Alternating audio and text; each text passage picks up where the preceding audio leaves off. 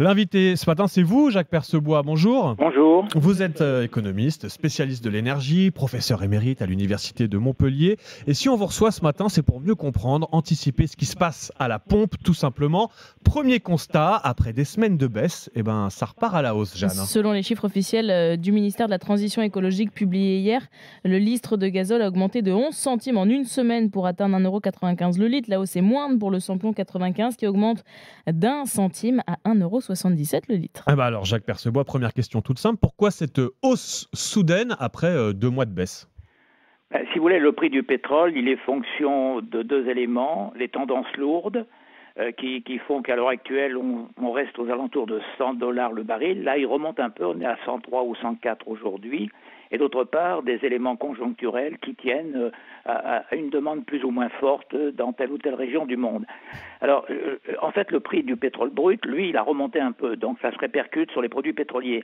Mais au niveau des produits pétroliers, vous avez des divergences. Par exemple, pendant longtemps, on a dit « Ah, le gazoil est moins cher que le samplon ». Mais en fait, ce qui se passe, c'est qu'aujourd'hui, notre gros fournisseur de gazoil, c'est la Russie. Or, on n'apporte plus et de moins en moins de gazoil depuis la Russie. Par conséquent, il y a une tension un peu plus forte sur le gazoil.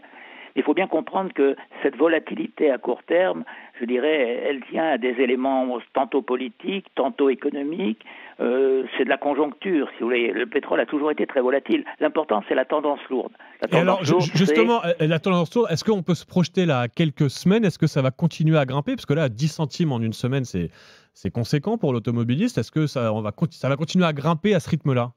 Écoutez, la tendance lourde, c'est plutôt en effet un maintien à un niveau relativement élevé, parce que l'offre de pétrole n'a pas de raison d'augmenter fortement, même si certains pensent que dans quelques mois, l'Iran pourrait produire un peu plus de pétrole, même si on pense que l'Arabie Saoudite peut un peu augmenter sa production.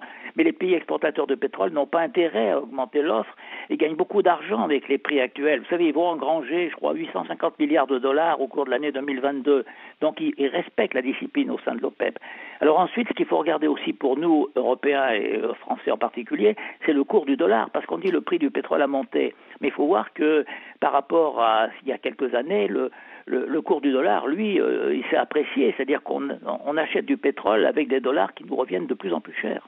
Et alors, il y a une remarque, Jacques Percebois, qui revient beaucoup là parmi nos auditeurs, les messages sur l'appli RMC avec Direct Studio. Beaucoup nous disent le carburant a brusquement augmenté là depuis 2 semaines, juste avant l'entrée en vigueur de la remise à 30 centimes, parce que je le rappelle, c'est ce jeudi que la remise du gouvernement va passer de 18 à 30 centimes à la pompe.